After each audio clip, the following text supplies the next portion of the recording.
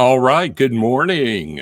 Good morning. Yes, my mic is on. How's everybody doing? Hey, if you're here, go ahead and drop in chat. Say hello. Let me know what either country you're from or what city you're from, just so we kind of get an idea of where everybody's from. Well, good morning and welcome to Mornings with Mark. I'm going to be your host. I am Mark from Crypto for Seniors, where curiosity evolves into knowledge. Now, nothing contained in today's show is going to be financial advice. So let's get started. This is going to be your crypto news today, August 22nd, 2024. Bitcoin rises above 61,000. Some say the increase in price is because RFK dropped out of the race and is currently endorsing Trump, who did position himself as the pro-crypto president if elected. Crypto companies account for nearly half of the U.S. election donations. In the report, companies like Ripple and Coinbase, of course, we all know them, do account for 48% of election spending. Now, that's over $119 million. Here's a name you'll probably remember. Cynthia Lummis, a senator Republican out of Wyoming. Now, she is saying at the SALT conference in Wyoming that Republicans are hopeful for U.S. crypto legislation, that it can still get done before the end of 2024.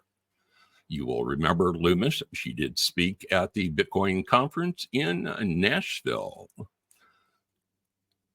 All right, Republicans are touting the only way to get anything done this year is to push it through the Senate Agriculture Committee in the form of a Commodity Futures Trading Commission. Democrat Chuck Schumer also vowed to move crypto legislation through the Senate and have it signed into law by the end of the year. You'll remember the House did pass the Financial Innovation and Technology for the 21st Century Act. Now, those of you that are keeping track, that is H.R. 4763. H.R. 4763. At a high level, the measure seeks to establish a clear definition of jurisdiction between the Commodity Futures Trading Commission and our buddies, the SEC, with regard to oversight of the digital asset ecosystem. A record number of Democrats, now that is 71, represent a bipartisan support of crypto regulation framework. Now, folks, I believe personally this is going to be a great thing. I'm very anxious to see how this shakes out. Now, I know a lot of Republican folks do not care for Nancy Pelosi, Democrat out of California. However, thank goodness she was one of the 71 Democrats who voted for this bipartisan support in crypto. All right. Also in top crypto news, those of you who are into Instagram, if you don't know about it, here it is right here. Hackers took control of McDonald's Instagram account to conduct a crypto scam. They posted messages claiming free crypto giveaways, leading users to phishing sites to steal personal and crypto wallet information, causing losses well over $700,000. Now, the alleged hack post include racial slurs and claimed responsibility for the scam. The message has since been removed, but it did claim the following. And of course, I am going to have to clean this up. Sorry, my N-word, you've just been rug pulled by, and I'm not going to give the individual's name because I don't want to give him notoriety. Thank you for the $700K in Solanas. Oh, wow. Okay. $700,000, one wallet. All right. That takes your breath away. Bloomberg is now reporting that Kamala Harris now is supporting policies to expand the crypto industry as a whole and here at home. Wow. Finally, some good news about crypto from the Harris camp. All right. And finally, here at home, X and YouTube investors favor sites for getting their crypto news. This is touted by a study sponsor, CoinGecko. They claim 48% of crypto enthusiasts get their news from, yes, you got it, from X and YouTube. Yay, us. 34% get it from X and Twitter. 23% from YouTube, and only 6.5% from traditional news websites. Now, guys, those, my friends, are probably my community, seniors who still love, the traditional sources of news. But you know what? That's exactly why I'm here. That's exactly why I tried to start Crypto for Seniors, so that I could bring that change to them. All right. Now, before we move on a quick personal note, I will continue to be live each morning up to and including Tuesday of next week. On Wednesday, I will be having surgery. I'm going to have my knee replaced, and not a big deal. I've had my other one replaced. Now, guys, give me until the following Monday. So we're not talking about very much. Wednesday, Thursday, and Friday, I won't be able to stream. I have a feeling I am going to be high on pain meds, high on something. All right. And now Monday, September 2nd, I will have a temporary studio. It's already starting to be set up in my bedroom. And of course, I will continue to bring this. It is important for me to bring this to my community as well as everybody else. All right. Well, listen, my friends, that's our look at crypto news for today. Now we're going to jump over to the markets. Give me 1 second here and pull up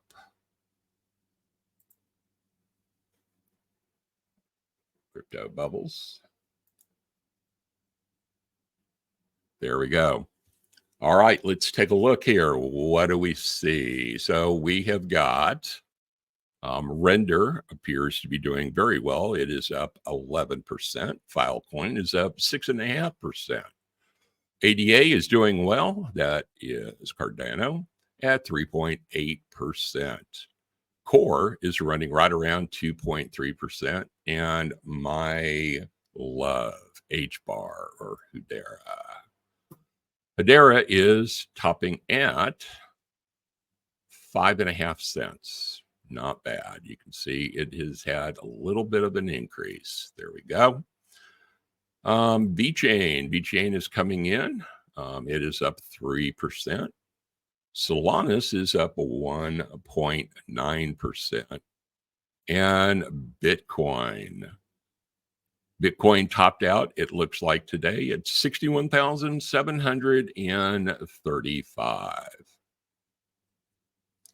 All right, let's go ahead and jump to another site.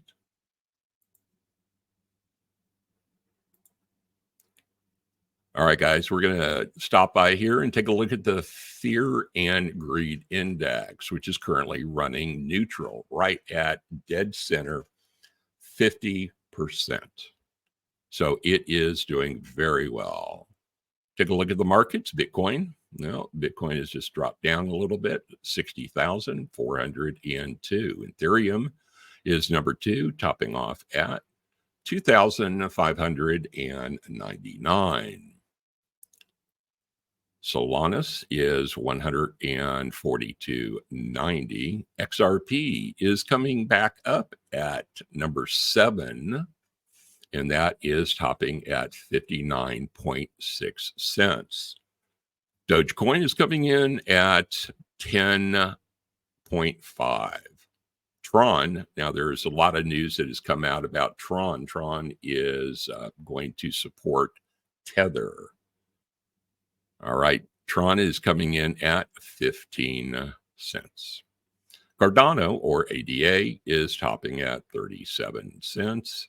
And Shiba, I'm not even going to even mess with that.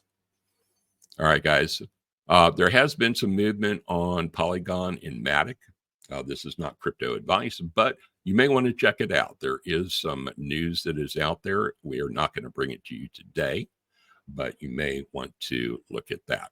Litecoin is running right at 63.17. We're hoping maybe next year in 2025, second or third quarter, you'll see those of you that mine Doge and Litecoin, you should see some type of increases, hopefully in the altcoin markets. All right, let's jump over to, I've got a couple of videos queued up. I've got some really good information. Give me 1 second. Let me get those popped right up here.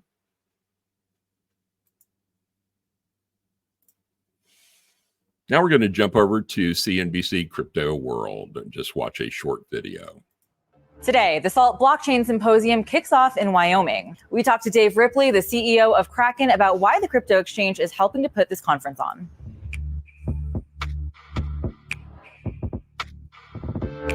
Welcome to CNBC's Crypto World. I'm Tanea McKeel on the ground in Jackson Hole, Wyoming for the SALT Blockchain Symposium. This is the debut of a new digital finance conference hosted by investment platform SALT, alongside partners Kraken and the University of Wyoming Center for Blockchain and Digital Innovation. The state has positioned itself as a leader in crypto innovation and legislation in the past few years, giving crypto bank state charters like Custodia, and leading in D.C. with crypto legislation from Wyoming Senator Cynthia Lummis. We'll have more for you from Wyoming in just a second, but let's check on prices. Crypto prices mostly unchanged as of noon Eastern, with Bitcoin up 0.5% at $58,828, and Ether trading at $25.75. Solana, meanwhile, falling almost 1.25% to $142.17. Okay, let's talk about the top stories. Billionaire tech investor and Democratic donor Ron Conway is reportedly pulling back his support of crypto super PACs. Politico reports that Conway, who donated $500,000 to a crypto political action committee late last year, is ending his support after major crypto PAC Fairshake committed $12 million to unseat Democratic Ohio Senator Sherrod Brown. Conway reportedly emailed members of Fairshake's network, including Coinbase CEO Brian Armstrong, Marc Andreessen, and Ben Horowitz, saying no one warned him about the effort beforehand. Conway reportedly called the decision a slap in the face as he prepares to meet with Senate Majority Leader Chuck Schumer. Conway's venture firm, SV Angel, lists blockchain firms on its portfolio, including Coinbase, OpenSea, and Yuga Labs. A source close to Conway confirmed to CNBC the validity of Politico's reporting. We also reached out to Fairshake, but didn't hear back. Next, State Street, the fourth largest asset manager in the world, is expanding its digital asset business with a new partnership. The firm is teaming up with digital asset platform Taurus and will use its custody and tokenization products. The asset manager said in an announcement that these tools will help State Street automate digital asset services like tokenized securities. The partnership, of course, comes at a time when Wall Street is looking to embrace crypto and blockchain technology, but has faced regulatory hurdles. Here in the U.S., the SEC's Staff Accounting Bulletin, or SAB 121, directs financial institutions holding crypto for customers to keep the assets on their own balance sheets. Some have argued SAB 121 creates confusing or restrictive accounting standards for companies wanting to deal in crypto. The SEC, meanwhile, argues those rules help fend off technological, legal, and regulatory risks that the agency says aren't present in safeguarding non-crypto assets. All right, let's pivot back to here in Wyoming for our main story. I spoke to Dave Ripley, the CEO of Kraken, the partner putting on this blockchain symposium. We discussed the significance of having this conference here in Wyoming and what's next for the crypto industry. Dave, thank you so much for joining us today. What a beautiful event. I'm very excited to be here. What is the significance of being here in Wyoming right now at this, part of the cycle? Yeah, well, it's awesome to be here, Tanea. Thanks for having me on. So a number of things. I mean, the significance of Wyoming for us is actually really significant. I first came to Wyoming, I think it was back in February of 2019 in the bear market of crypto on a cold day, probably negative degrees wind chill when I was here. And Wyoming has taken a forward approach to crypto since that time, actually, putting in place a regulatory structure that we're now part of. which has frankly been fantastic. They've really been an example for the rest of the U.S. and for the world on how to do this right. But the significance of like kind of this time period, I mean, frankly think we're in an awesome time period. We, if you look back, I don't know, a year plus ago, negative sentiment, prices depressed, kind of a lot of negative pressure in the U.S. government policy environment. Gary Gensler and all this chaotic SEC stuff. And we look forward to today and, positive sentiment has returned. The price is, of course, up. We just had the halving. And so a number of things that I think are in catalysts going forward as well, the ETF and more. So I think it's a positive environment. What are some of the things that you expect to hear out of this conference, or at least in conversations that you're hoping take place? Yeah, well, this conference, I mean, I think it's a few different things. One is there's a number of institutions here. It's not a huge conference as far as total attendees, but there's a number of like really meaningful institutions that have either adopted crypto or are soon to adopt crypto. And so, we have our team here engaging with a lot of these different institutions, which is, point number one. A number of the others, of course, are, potential or existing investors in Kraken. So we do some investor relations while here as well. And the last thing is coming back to this U.S. policy piece. We have a really active environment. Things have moved really positively over the past couple months. It's now an election issue. And so there's a number of people from kind of U.S. policy government side that are here as well. And so we've been meeting with them for a couple of years now, trying to move things forward. And we finally got some momentum over the past couple of months. And so we're looking to further that. I feel like we've been talking about Wyoming and how innovative it's been around creating a friendly business environment for crypto businesses. Mm-hmm. Kraken has been able to take advantage of that. You launched Kraken Bank this year. Yep. Tell me a little bit about why Wyoming was key to that. That's interesting. Do you catch that? Kraken Bank? I have not heard that. And how the business is going so far. Yeah, well, as I mentioned before, the regulatory structure they put in place here is one that's like purpose built for crypto, and taking into account both individuals and the actual end customers and businesses and promoting innovation. So it's really, the most positive structure we've seen. With Kraken's role, we've actually put in place what's called a special purpose depository institution. And the structure is basically a full reserve bank with a number of kind of crypto specific laws on top of it. We launched that earlier this year. It's our answer for qualified custody. We've seen great adoption and uptake among different institutions here in the U.S. And so we're really looking to continue to grow that part of the business. Okay. I'm going to stop it right there. That's really fascinating. That's something that I'll do a little research and maybe I can bring that to you tomorrow. Okay. As I said, we will still be live tomorrow. All right. Give me 1 second. I want to jump screens, and that's one of the problems with StreamYard. I'm going to have to keep getting in and out of screens. So if you guys will bear with me, we'll bring you some more information. Today, Bitcoin rises after new U.S. jobs data shows the labor force grew nearly 30% less than previously thought. Plus, we're on the ground in Wyoming for a new crypto conference, and Anthony Scaramucci lays out the political state of play for crypto.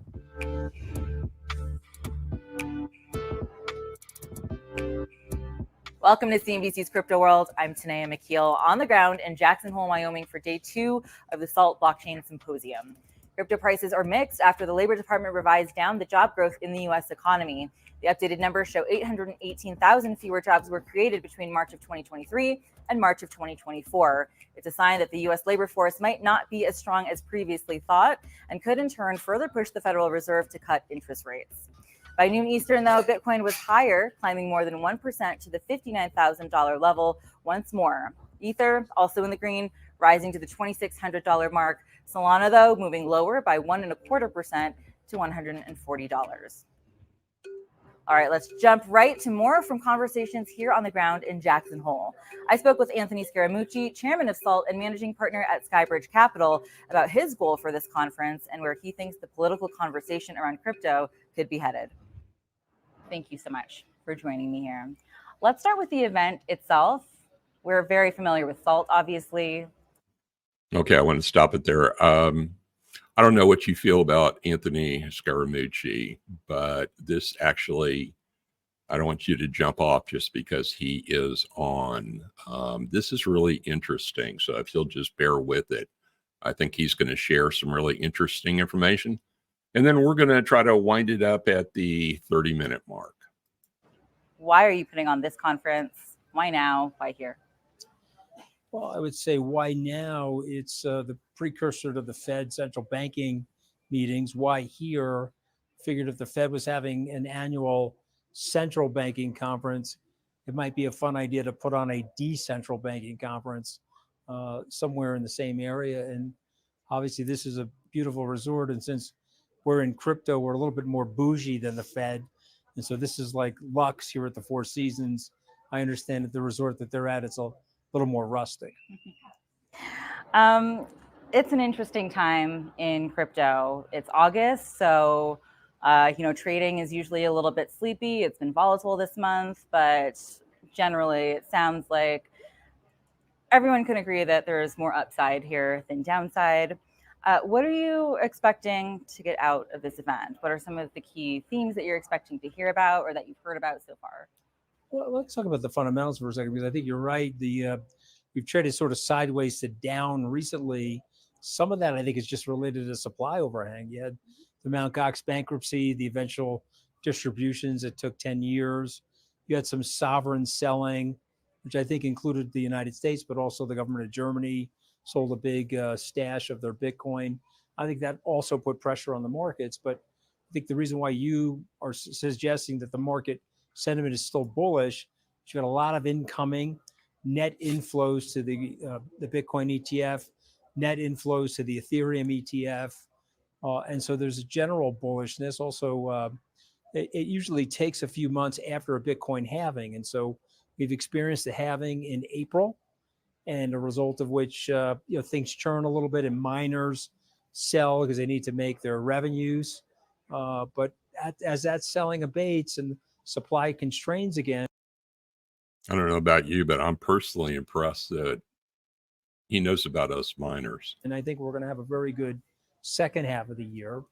I think what I'm getting out of this event, why I love doing these events, is that there's a lot of industry leaders here.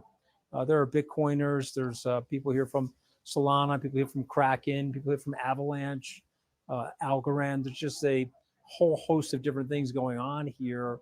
And it gives the community an opportunity to get together and create more collaboration. So I'm a big believer that the industry is so nascent that we need to stick together. We need to form bonds with each other, and figure out ways to help each other. And so I like to think of the industry less as each of us competing with each other and more about, okay, how do we collaborate where a rising tide lifts all of our boats?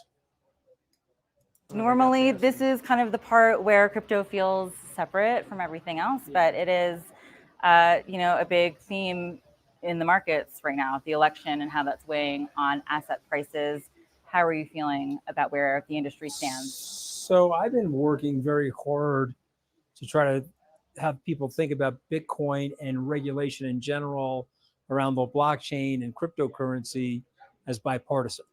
And I think if we're being brutally honest with people, the Republicans led the idea that they were going to be pro-Bitcoin. And so Donald Trump does deserve credit for that. Maybe it was Vivek Ramaswamy or others that got to him. He was very negative on crypto, and he's now pivoted towards crypto and, of course, spoke at the Bitcoin conference. And so there's a group of us that are with Kamala Harris who've endorsed her that want to see some type of pivot or change for the Democrats. And I would just remind people from a regulatory perspective how early it is. And I'll take people back 10 or 12 years ago where lots of regulators and government officials did not want Uber in the marketplace. If you asked them, they didn't want Uber.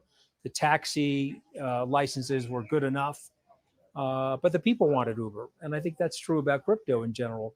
People want crypto, as evidenced by the number of wallets that are out there. And so it could be a pivotal point in the election. I don't think the Democrats believe that yet, frankly. I think they think it's too small of a voting group. But I would just remind people if 50 million people have wallets, and let's say 3% of those people are single issue voters, it's 1.5 million people. And, there are a lot of those people are in swing states. It could be a single issue voter. So I think it's a very risky strategy to be anti-crypto. And so I'm hoping that Kamala Harris and the team associated with her will make a pivot and be more open to the idea of fair and appropriate crypto regulation. And I do applaud the Trump people for doing that. Do you feel that bipartisan support that we have started to see evidence of in recent weeks this summer? A lot of people in this space will say that crypto does have a lot of Democratic support, and it doesn't seem like that because primarily of Gensler and Warren. Do you agree with that, or do you think that we could use a little bit more on the Democrat Well, we could always we could use a little less Elizabeth Warren, a little less Gary Gensler, and more Senator Gillibrand and Senator Schumer. I think I've met with them individually, and they're on board. Ro Khanna is on board. There's a lot of very smart Democrats that are on board. And if you look at the dispersion demographically, it feels like older Democrats not on board, younger Democrats on board. And so I think that speaks. Hey, wait a minute. I'm not a Democrat. I'm actually an independent, but I don't know that's true based on at least my community. But everybody's entitled to their opinion. To it as well. I think we have to move to the next generation of leadership, and we have to make sure that the United States doesn't lose its mantle of financial services leadership. So yeah, we need more. We need less of those guys, more of the other thing. And listen, I want to be fair to everybody for a second, though, because if you think about Senator Warren's position or Commissioner Gensler's position, they do want to ward off fraud. They do want to ward off bad activity. And I'm going to say something that may probably make Gary fall over because he knows I'm a detractor of his, but I think the decision to delay the ETF helped the industry. And so let's just look back with the benefit of hindsight. The delay of the ETF allowed for the trapdoor of leverage, excesses, and the exposure of fraud. They approved the futures ETF in November. All right. I think we're going to go ahead and stop right there. Yeah. Okay. Really, really interesting stuff coming out of Wyoming. So we're going to continue to monitor that information as time goes on. Where are we? We're right at the 30-minute mark. Okay. Well, real quick, if you have any questions, go ahead and put it down in chat, and we'll see if we can get those answered for you. And if we don't have any questions, I would ask that you use 2 question marks before your question. We'll see if we can get those answered. And if not, we're going to jump off here pretty quick, hitting the 30-minute mark. And it doesn't appear that we have any questions. All right. All right, guys, we're going to wind this up today. Hey, thank you very much. I really greatly appreciate the fact that you were here. Remember, there will be a few days next week that I will not be here, but I plan to be here every morning. This is a great place to get your information, your crypto news. My name is Mark. You're here with Mornings with Mark, brought to you by Crypto for Seniors. Guys, take care of yourself. Love you. Be well, and we'll see you tomorrow.